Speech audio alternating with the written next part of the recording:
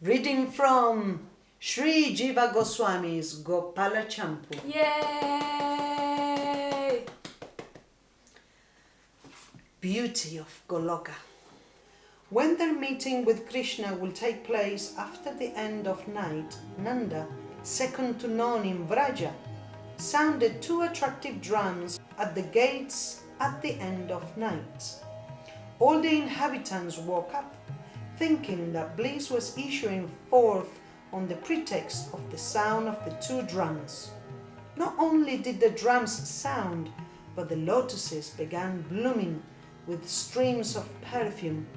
In this way, they all woke up, thinking that they will see Krishna. All the bards and singers gathered in groups and ascended to the highest rooftop at the Lion Gate, which gave glory to Nanda's city.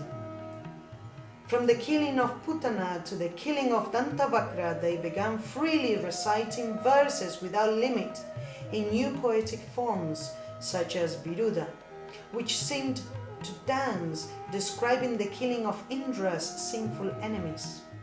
They drowned the inhabitants all around in waves of bliss. Finally, full of attraction for Krishna, they had the people hear Krishna's pastimes in attractive songs with divisions of many ragas. Hearing the previous pastimes of Krishna, Nanda, Yashoda, and other cowherd people became satisfied. Joyfully they gave the reciters heaps of the best cloth and ornaments according to their will. But, though hearing the songs, they were not completely satisfied. And how could their act of giving gifts be completed? The ocean of Vraja, which gave rise to all types of prema rasa, joined with the waves of attractive songs about dark-bodied Krishna, who is the auspiciousness of Vraja, who had touched all their hearts and created bewilderment in the whole universe. I think that the fame displayed in their singing as Krishna approached is like the moon.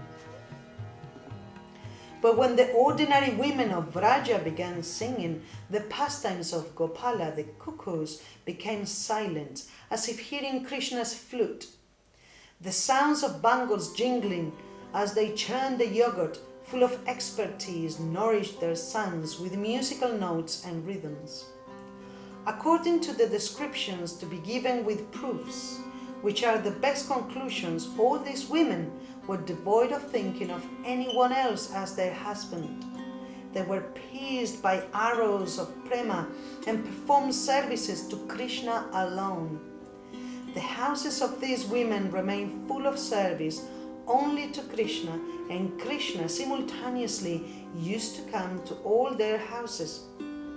Enjoying with Krishna as their only husband in their homes, they never desired to give up that enjoyment. Their sakis will separate them from that enjoyment by singing ragas appropriate to the early morning. The separation was not sudden but gradual. First, their arms became slack, and then their chests became slack. Then their heads began to slightly bow, and they rose from bed, carefully taking support of each other as their hands slackened. They controlled the urge to touch each other, but no one could distract them from glancing at each other. When Radha, the best among all the women, heard the songs, she will immediately faint. Krishna will think, Radha has melted because of my Purva Raga, hot as fire. Even though she meets me out of fear of gossip, she suffers intensely. If she were to become separated from me, she will burn like a jasmine flower in a forest fire. Ah, how can I comfort her? Thinking in this way, he became agitated.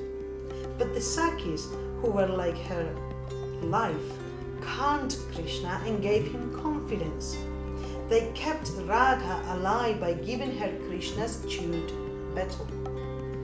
When she was fully revived, they inquired, "How unfortunate, oh friend, what has happened happened to you?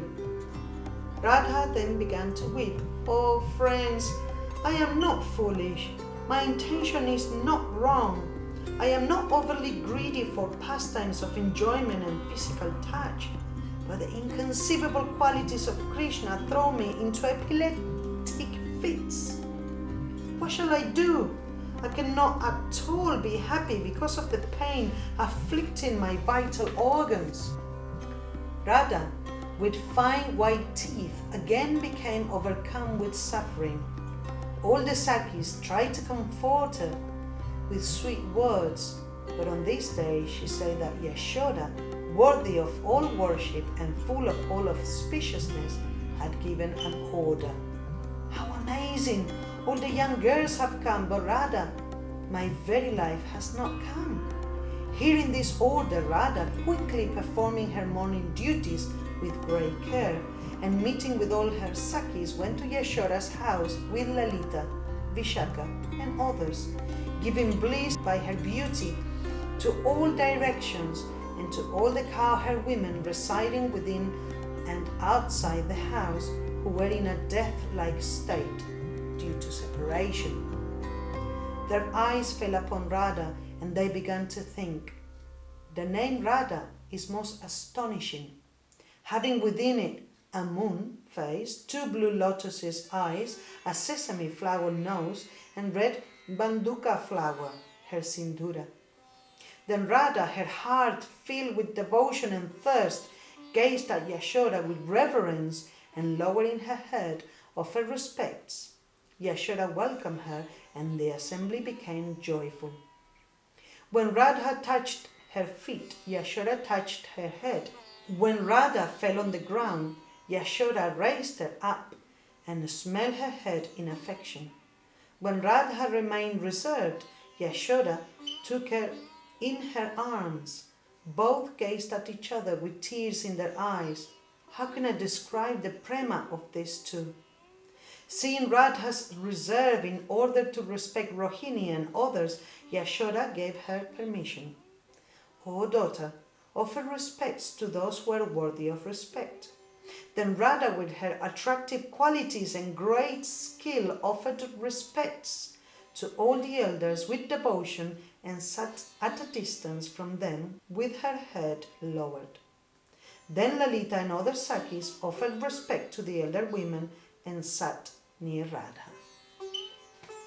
It was very beautiful. I didn't know that Radha had such a affection prema with Yashoda, and it's such a beautiful pastime. So I was just trying to visualize as you were reading Radharani fainting and all the Sakis around. It's just so blissful and beautiful. So far, these are my favorite narrations. So beautiful. We shall continue. Yay!